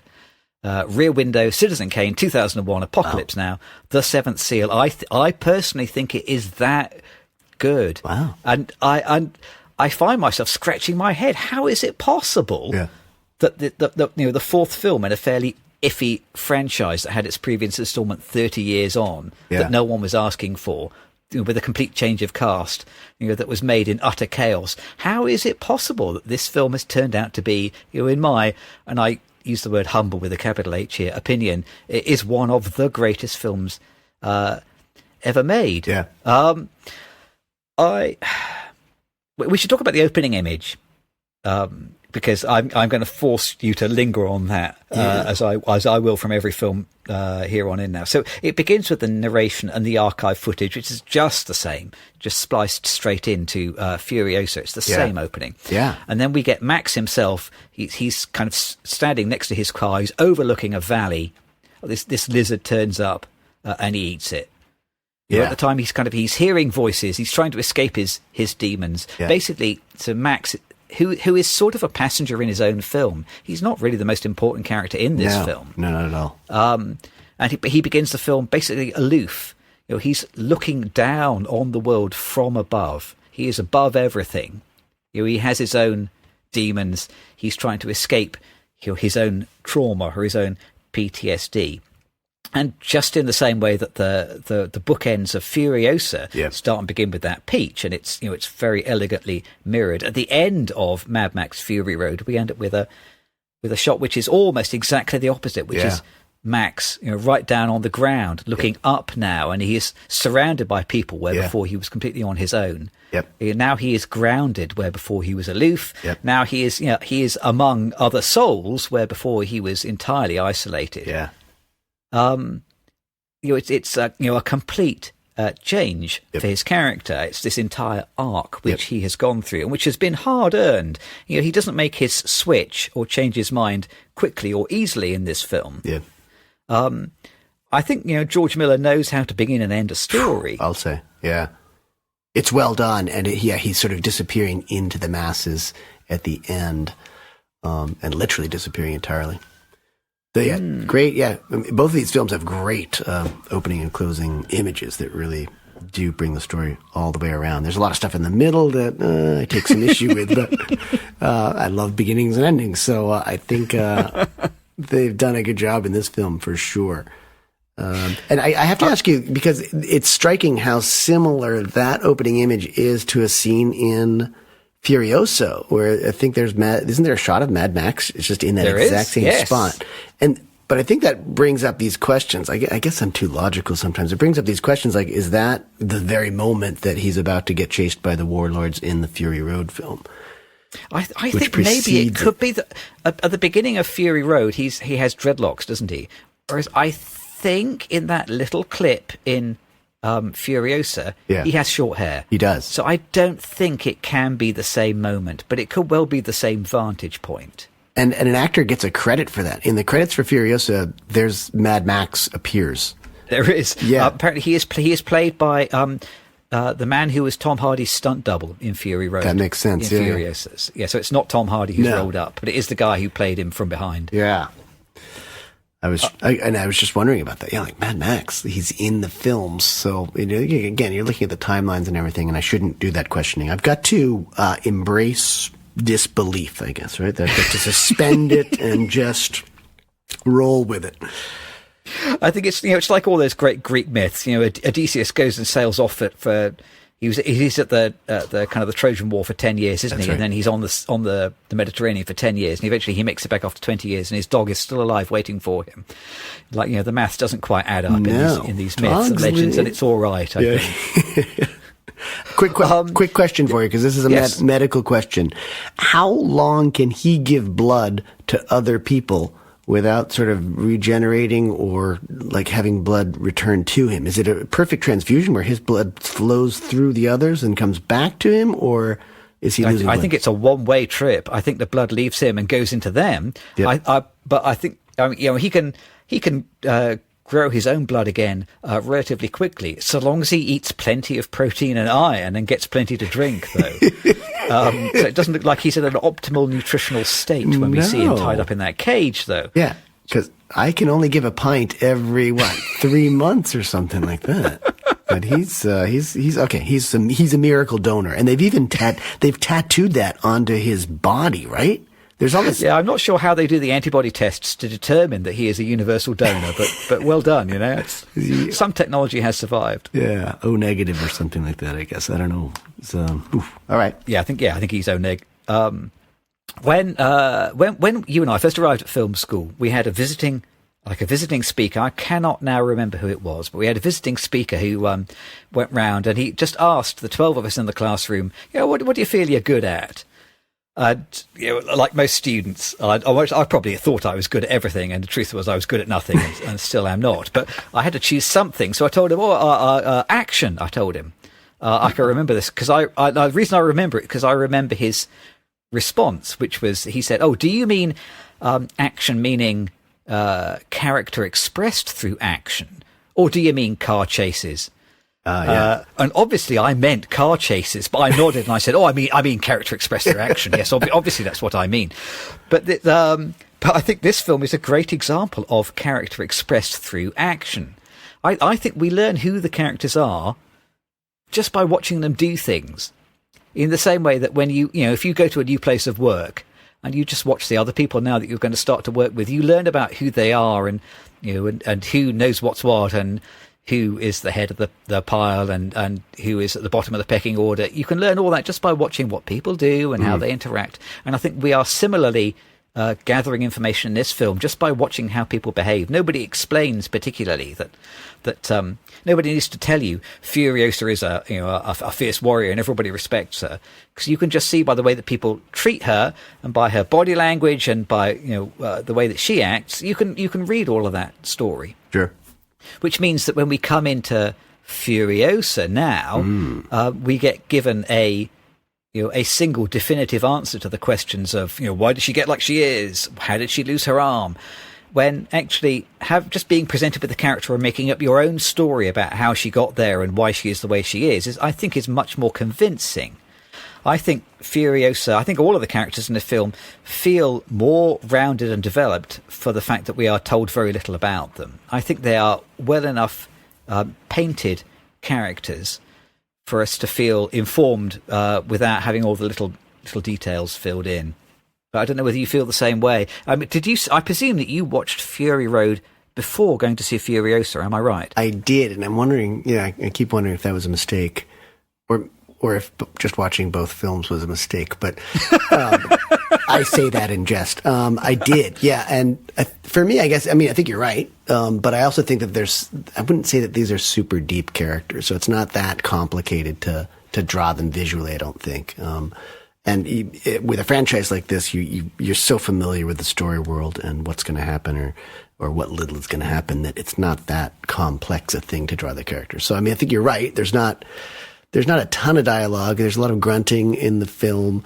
And I couldn't, a lot of it's just so charged up that people are excited because they're on gasoline or super blood or whatever. And, so they're just screaming and shouting things. And I mean, that in itself is a bit of characterization as well. So in this world, these people just operate by adrenaline. Dopamine, one might say. Dopamine. But I mean, you could put all those screams in Japanese, and I think you'd still understand precisely pretty much the whole of the story. I mean, I think it's probably worth pointing out there is very little dialogue in this film, but I don't think it's in any way poorer for it. If we had to summarize our philosophy on this podcast in a single word, I think that word would be Rafifi, the very first film that we reviewed, because we love films that don't have too much dialogue. And it would have been easy to fill this film up with dialogue where people shouting at each other, look out, there are guys on bikes. Quick, ram him off the road. Turn left here. You don't need anybody to shout any of these things. It's plainly clear what people are thinking and what they're doing, and dialogue would just be a waste of effort. And you would hope maybe if you or I were Mad Max or Furiosa, we wouldn't waste our breath shouting instructions and observing what's going on. We just, our heroes act and don't talk. Yeah. No, it's definitely, again, Miller's great at visuals. I mean, the visuals are strong. The images are strong. I'm not sure that in all those thousands of storyboard images, there's a really, for me anyway, a really compelling story. I mean, you pretty much know what's going to happen. And this film does something that I've never seen before. I'm not sure if it's great. What's this going to be? Yes. And I don't know if I need to see it again. It goes in one direction for 2 acts of the film, and then it literally turns around in the 3rd act and just it just goes back and goes back. It replays the initial 2/3 of the film because they have to go back. They decide to go back to Imperial and Joe and the Citadel and just go backwards. They've driven for what is this, 2.5 hours or something like that? They've driven one direction for an hour and 45 minutes, and then all of a sudden they decide to make a plan which involves turning around and doing the exact same thing and having the exact same chases again. And I'm not sure if that's brilliant or if it's lame, but it happens, and I've never seen that happen before in a film. My children asked me, what's it about, Mad Max Fury Road? And so I had to say it's about some people who drive up a road and then they turn around and come back again. That is basically the story, isn't it? And yet, I mean, it's in some ways, I think it's a brilliant innovation in some ways, but it just seems very lazy or something. I'm not sure.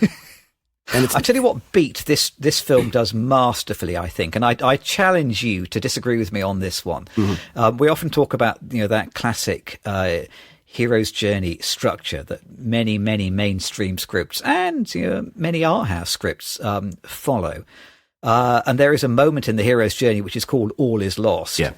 And this movie plays the All Is Lost card extremely confidently again and again and again and again. Every time, things just get worse and worse. There's the simple principle of screenwriting is that, decide what your characters want and then make it as hard as possible for them to get it. Yeah. And my God, do they make things as hard as possible for the protagonists in this film. Yeah. Just when things are at their worst, they get worse again. And because, there are some early deaths, spoiler alert, I'm going to ring the bell now, actually. Oh, yeah. If there's anybody who hasn't watched Fury Road, don't listen to Andres, watch it, it's a masterpiece. I'll ring the bell. Fairly early on in the film, George Miller is brave enough to see us, to show us a pregnant woman being killed and having a stillbirth. Yeah. And kind of once you've crossed that Rubicon, dear Cliche Squad, hello. Once you've crossed that line, then you kind of think, well, God, anybody could die. You no longer feel confident that any of the characters will survive the movie. You kind of think, well, maybe everyone will die then if he's prepared to kill this character. Yeah, you're right. Super brave. Never saw that in a film either. So yeah, there's some firsts in this film. Yeah, I think so. And it still definitely ticks those epic mythic boxes, doesn't it? I think. It's about it has that kind of eternal Greek Roman sort of myth feel, and yet at the same time I feel like the characters are clearly they are people with people-sized problems and people-sized flaws. That's what I wrote in my notes. Yeah. They're like a little bit like, those kind of Greek gods who are, they are, the one parent is a god and one parent is a mortal. And so, you get these sort of people who are, sort of godlike, but they're also kind of human with human flaws and human drawbacks. That sort of feels like the epic characters in this film, I think. They are both larger than life and yet exactly the right size, the same size as the rest of us. Yeah, and this one, you might find this laughable. I was reminded a little bit of John Ford's Stagecoach. Not laughable at all. That's an excellent comparison. Because there's this community that sort of just falls together because one of the war boys who was actually using Mad Max's blood, he joins the crew. You've got Furiosa for sure. You've got Mad Max. You've got the community of slave wives, if we call them that. I don't know what they were. I don't know what they're credited as being, but this sort of group falls together. It's an unlikely ragtag group, and they're sort of moving through space the way they do in Stagecoach and battling evil, which maybe Stagecoach they weren't really battling evil; they were sort of conquering land in the west of the United States. But all the same, I was reminded remotely of Stagecoach as I watched this film for that reason. And that's, again, like, films build upon one another. I mean, those are, it's probably a very universal theme, this universal idea. But in this really anarchic world, that was a delightful thing to see how they sort of came together and they started to work as a group. For a film that largely doesn't have a script, I'm sure they did come up with lines that the actors would say. There are a bunch of memorable and quotable lines. We should do a quick deposit in the quotation bank. Actually, I have one. Yeah, sure. Quotation bank. Not only does the film, quote fairly extensively from cinematic classics like Stagecoach. I have no doubt that Stagecoach is something that would have been at the back of George Miller's mind when he's writing this. But also, I wrote down a couple here, which is just. One which seems so eminently quotable is "Witness Me," isn't it? Before any kind of big mythic Aenean death, one of the characters will shout out "Witness me," which is kind of also what is the soul of cinema itself, isn't it? We, the audience, sitting in our seats in the theatre, are also witnessing these events in the. It's like that internal reflection again, isn't it? Of the observer creates the event. And then there's that, both times has elicited a laugh from me when Nux is trying to impress Immortan Joe, and he tries to leap onto the war rig, and he completely fluffs it up, and Immortan Joe just says, "mediocre," like that, which is just a great quote. That always comes to my mind, I think, whenever I fluff something up at work or at home. Oh, God. Mediocre. Please don't fluff something up at work. Oh, God. I would deposit two, basically both from the Citadel. Imperion Joe at one point says, "Don't be addicted to water because you will resent its absence." Yes, that's a great line. He's controlling the water supply for his community. And then his wife, I think it is, she's something like a graffiti artist. And she's written, "Our babies will not be warlords." I think both of these films, oddly enough, there's a real feminist undercurrent. Like, if we continue running this world as warrior men, we're not going to get any better. But there's some hope that women will have more power and put us on the right track. And that theme, I think, is in both of the films. But it's nice to see that in graffiti on the wall. And I guess that's probably one of his original wives or something like that. She's an older woman now, and he's busy impregnating the scantily clad slave mothers or slave wives. I mean, I think you're exactly right. This is a feminist movie, isn't it? I think that's the primary theme of the film. I think. I mean, I would argue, like a lot of great art, Fury Road maybe seems more timely now even than when it was released. Yeah. It's about kind of bodily autonomy and women's freedom and have the freedom to choose, isn't it? And it's about toxic masculinity, isn't it? I mean, that's clearly up there on screen. It's about cult leaders. It has something to say about environmental collapse. Yep. It's a film where at the end it's a woman who saves the day, and the man just kind of slinks off and doesn't take credit. It's like a progressive dream, isn't it? This film in a way. Yeah. And the other thing which makes it feel so progressive, and I guess it's not something I've really seen in any other film, and what's most enjoyable is that at no point does it point the finger at itself, but this film is absolutely full of characters with disabilities. In fact, I'm sure there are any characters who do not have a disability. Yep. The lead has lost her left arm. No one in the whole film comments on it. No one, it's not the thing that defines her. Yeah. She is utterly badass, but she doesn't have a left arm. And then, there's the guy in the chair who I've done some background reading. So I think he has osteogenesis imperfecta. That's what the actor who plays him has. There's, Immortan Joe presumably has some kind of lung fibrosis. Rictus, I'm guessing, has cystic fibrosis, which is why he always wears extra oxygen. Mad Max, he has PTSD, he has some kind of psychosis. Nux has, I'm guessing, well, either he has lymphoma or leukemia, or at least he's got some very prominent lymph nodes, hasn't he? Pretty much everybody in the film has some form of disability or debilitating illness. And yet they're all presented as, as badass and as formidable characters. Which is something kind of quite liberal. I would be interested to speak to somebody in the audience with disabilities and to ask them what they feel about the people in this movie. I would like to be the one to stand up and say something about the disabilities. Tell me. Immortan Joe, to my mind, has sleep apnea, which is no laughing matter.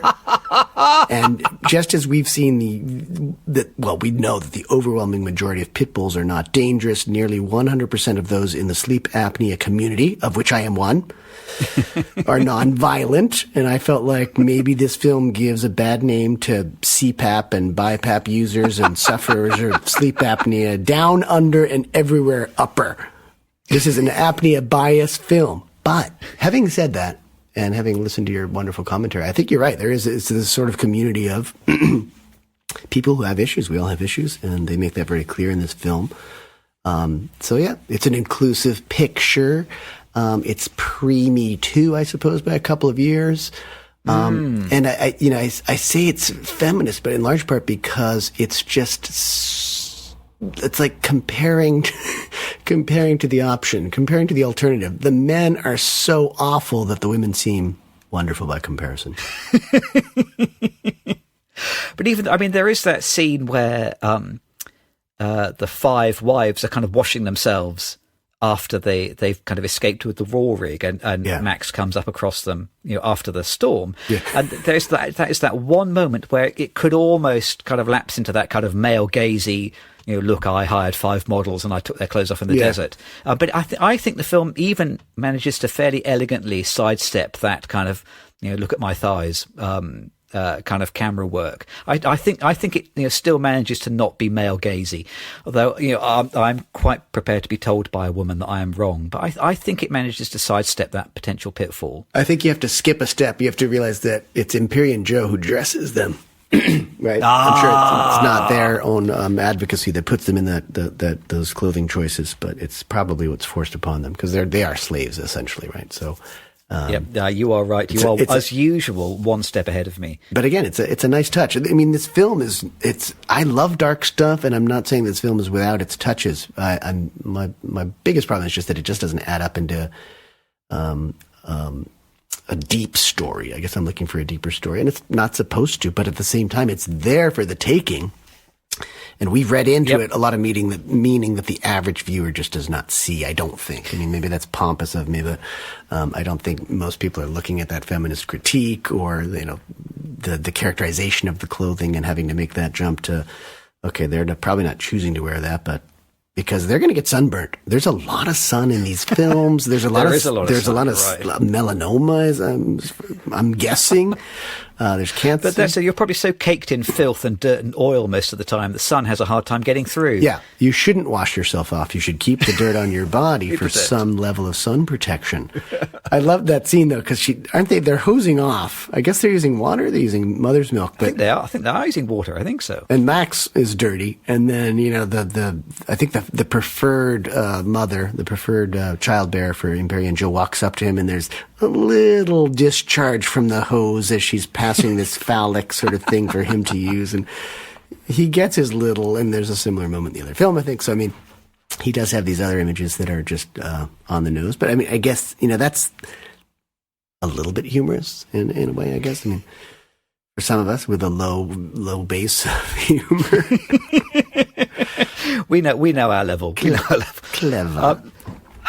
I would say, I mean, we'll play our games in a minute, but I was going to say that my take-home message, if there's anything I take home from this movie, and it's from a combination of reading the making-of book and seeing the film for a second time, I think the message I take home from this is that I think it is possible to make anything better by just blooming working on it really, really, really hard. Yeah. I think the characters in this movie kind of work their way towards some sort of redemption, but my God, they work very, very hard for that redemption. And they more or less sacrifice pretty much everything, and the price they pay is very high, and things get worse and worse and worse. But also as a film, as a work of art, having gone through a nearly 30 years gestation, having been nearly made twice before they finally got the ball rolling the third time, having spent literally years doing a 3,500 image storyboard. I think these are the elements that have led to what I think, and I'm quite prepared to be told that not everybody thinks the same thing, but what I think is a fairly remarkable cinematic achievement. So just sheer graft eventually makes things better. Just keep hammering away. That's what I take home from it. Yeah, I think you're right. I mean, he's I guess there's this theme of sort of recycling in this film, in all these films. Like they're using all these different body parts and like scrapping something together, all to be destroyed. It took me a moment to realize that you meant car body parts, didn't you? But yeah, okay. Well, both, right? Human and both, yes. So there's sort of this recycling, but it's also he's also recycling the entire film again and again in some ways. I mean, his story worlds are well developed 45 years back. So I think it's kind of it's sort of easy to churn it out for him. He makes some of these sequences look remarkably easy to film, and I'm sure they're not, because from this film in particular, I think there's very little CGI actually. I heard an interview with him, and I don't think he's not benefiting from just doing anything on a computer. In Furiosa, you start to see some CGI, I believe, but so these are pretty big budgets on things that you're just going to destroy.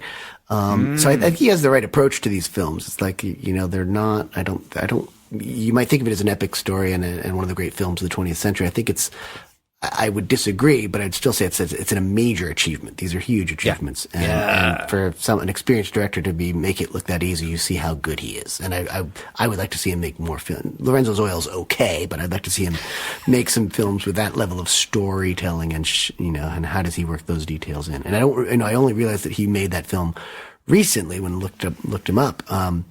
And I can't, I don't see that film as having these trademark images. So he's obviously got some range. I'd like to see more of it, I think.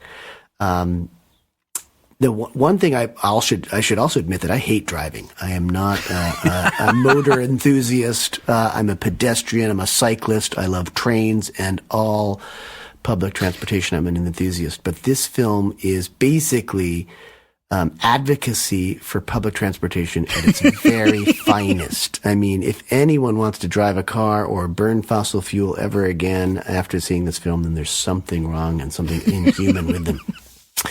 Because this would make anyone want to just live a nice pedestrian neighborhood and have that kind of lifestyle where you're just walking to things. But Max just wouldn't be quite so mad if he got the bus, yes. See, that's the kind of thing I would like to see, and I think that would be funny, and it could be good action. Like if if you're chasing a guy, but you're both on the same bus, enclosed space, friendly fire, casualty. This is just a pitch for Speed, isn't it? This is. There you go. Yeah. Well, I feel fairly exhausted after all. After spending 4.5 hours in the desert, shall we cool down by playing my favourite game? Absolutely. Let's play Who Am I? Who am I? You think one day I will remember who went first last time, and I never ever do? Do you want to go first? I will. Yeah. I'm a bizarre combination this week. I think one from each film. I love the old woman, the seed woman in Fury Road. She's carrying around this little, like a doctor's kit or a doctor's bag full of all the seeds from the green place in an earlier time, and hoping to pass them on. So I feel like I was that woman. But I also, in a strange way, I'm Dementus. And I'm not Dementus for most of the film. You have a similar physique. You're right. You're right. There you go. Oh, God, Chris Hemsworth. Wow. He's got muscles on top of muscles. I wish. No, I feel like, oh, good. That's a good segue. I'm more the withering, decaying Dementus at the end because I can't wait to be composted. I'm a big fan of human composting. We've discussed this, I think, before on the show. And I love the idea of just a tree growing out of your loins. I just think that was a fantastic image. So I love that image so much that I thought, okay, when I'm dead, I'm Dementus. When I'm alive, I'm Seed Woman. How about you? I would recommend only doing that composting thing after you're dead. I would. Yeah. It's probably better to wait until then. So I came away from this. I could sort of sympathise, I thought, with Furiosa's need to get out of there, because I'm sure we've all been in situations where you think, I just need to get out of this place. Yeah. And I could I could also sympathise with Max, because probably like everybody, I sometimes feel like I've been strapped to the front of somebody else's car with a garden fork strapped to my face. But I think what I most identified with, there is a little moment in Fury Road, which is like pretty much the first time that Max and Furiosa like make eye contact. She kind of clocks him out of the window of the truck when he is strapped to his garden fork, and she kind of like just gives him the nod, and he looks at her and sort of gives him the nod. It's like there's just this one tiny nod that they exchange, which is like each of them acknowledging the other. I think that's a really like human, accessible moment in the film for me. Yeah. I thought that was a really great little moment. I really have no idea whether that was even planned, or whether, because it seems very unlikely that either character is looking at the other. And apparently during the filming, Charlize Theron and Tom Hardy did not get on at all. Oh wow. They really, really clashed. But that one little moment, I thought, felt like just a little tiny slice of life that I could really identify with. That's nice. Oh, nice. See, there is something nice in these films. There is something nice. Oh, there's so many nice things. So many nice things. There's this. There's that lovely fresh fruit. Oh, and cabbage, which no one actually eats. They just throw it at each other. Kick it around and throw it at each other, but. Well, should we do our synthesis? Let's see if we can draw these two films together. Absolutely, synthesize.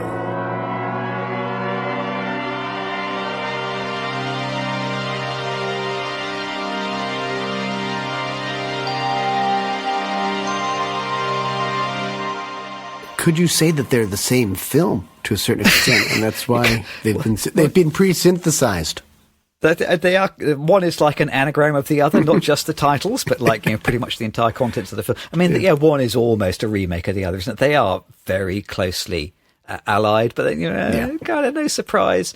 One is a sequel, prequel with many of the same characters. They are so congruent. I tell you what, I think these two films back to back really underline, which is what I would call the Jaws principle, insofar as. The less you see of something, the more it means. I think Furiosa comes back to explain things about the characters in Fury Road, but it explains them so sort of baldly that I think it sort of diminishes the power of the first film.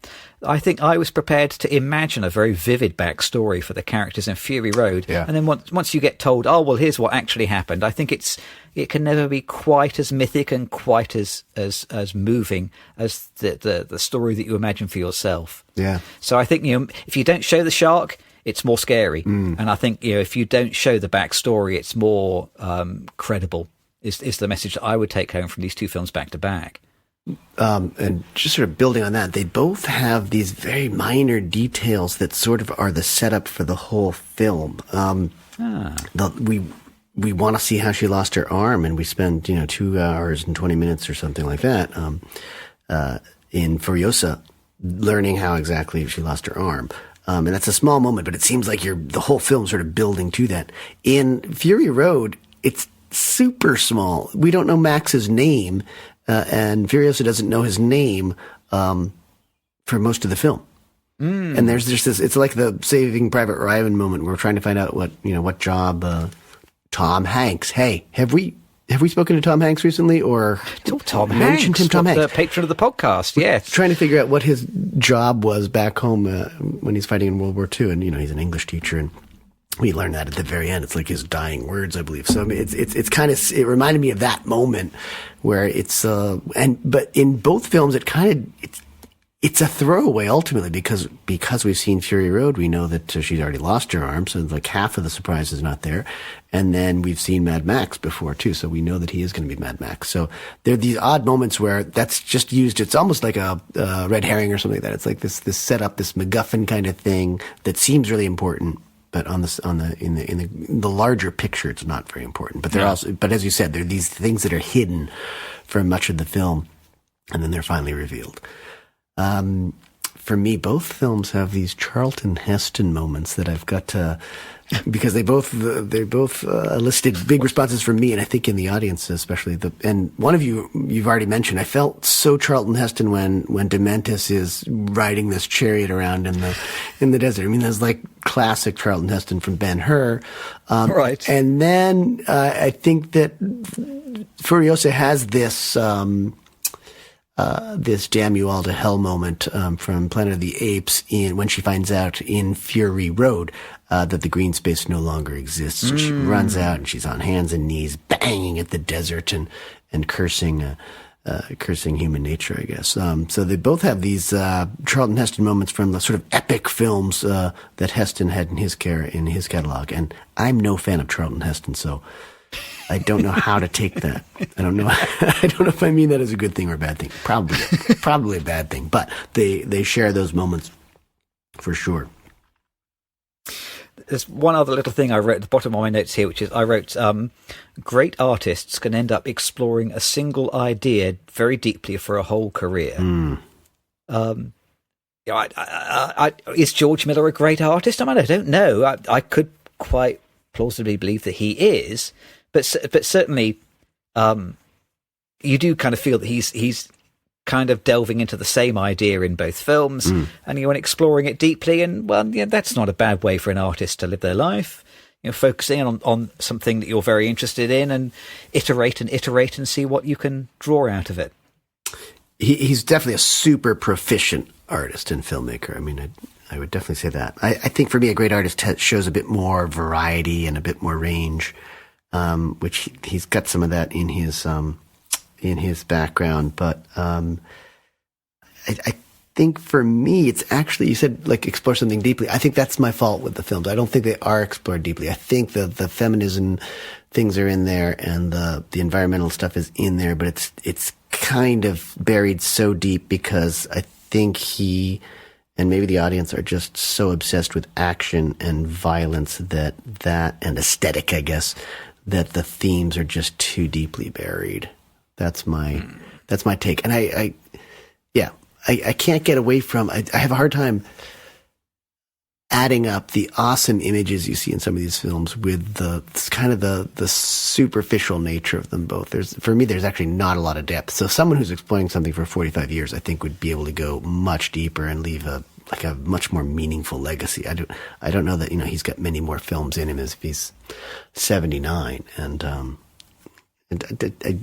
I just don't see him as having done that much for the story world actions or the storytelling aspects of filmmaking. I don't think he's leaving behind like a really literate legacy in that sense. He's leaving some pretty bombastic action films, but I think there's depth there that we've sort of plumbed it here for him, but I don't think most viewers are going to get that. Oh, those poor most viewers. Bombastic or not, we have still got just enough time to talk about what else has been playing. at this theatre this week.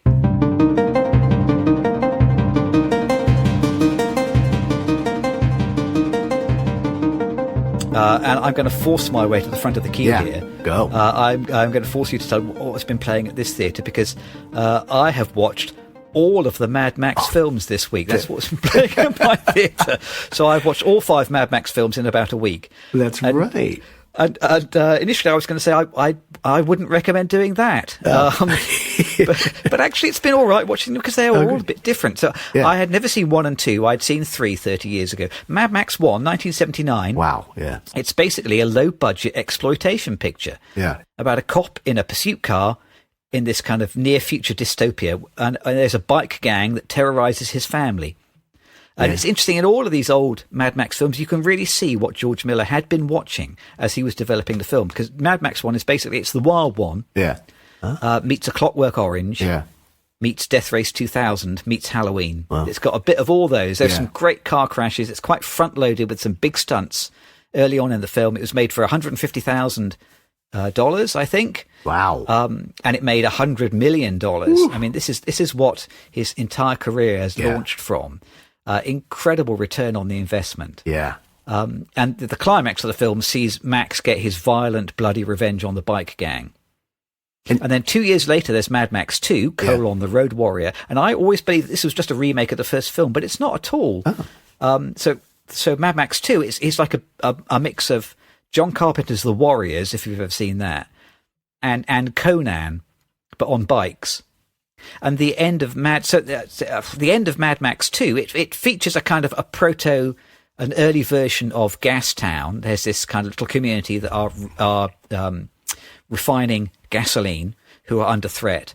And at the very end of the film, there is a 15-minute chase between like a bunch of cars and bikes and Max, who is driving a gas tanker. So Fury Road is more or less the third act of Mad Max 2, stretched out to cover an entire film. And then Mad Max 3, pretty different again. So Beyond Thunderdome, 1985, the only one which I'd watched. I didn't remember it particularly fondly. It is pretty much the most 80s movie I've seen in a long, long time. Yeah. Incredibly 80s sounding music. It's got Tina Turner in a chainmail vest with shoulder pads. It's really, really 80s. Yeah. But it kind of feels a bit like it goes kind of Temple of Doom, because he rescues a whole bunch of children at the end of the film. And it features a prototype war boy. There is one character who has a shaven head. He's bare-chested, shaven head. So he's covered himself in white paint, and he's got this very thick black eyeshadow. Yeah. So again, it's another little thing that's been sort of taken out of Mad Max 3 and then expanded into a whole film. And at the end of Mad Max 3, there is a chase for the third act between Tina Turner's warriors, who are all driving cars and bikes, and Max, who is this time escaping not in a gas tanker, but in a train. Ooh. So he's riding a train on a track while fighting off a whole bunch of people in cars and bikes. Oh. So largely the climax to Mad Max 2 and 3 are the entirety of Mad Max 4 and quite a bit of Mad Max 3. So a large vehicle being chased by smaller vehicles, that is basically pretty much every Mad Max film. But that's the public transportation angle we've been looking for. Yeah, so he has done trains. Oh. And is Mel Gibson Mad Max in the first 3? He is, Okay. Yeah. And he gets gradually sort of more and more sort of Hollywood looking as each film goes by. Wow. What's been playing at your theatre? I hope you've managed to not see something which wasn't Mad Max this week. I saw something that very much was not Mad Max this week. I saw a film called The Last Black Man in San Francisco. Came out of the Sundance writing and directing program, I think, the lab they do out there. It had its surreal moments, but much more toned down. I liked it. It was it let me down a little bit towards the third act. Boy, those third acts sometimes are hard. Where they sort of, one of the characters is a playwright, and he puts on a play in their attic to sort of explain or resolve the whole story, and it kind of felt a little underdeveloped.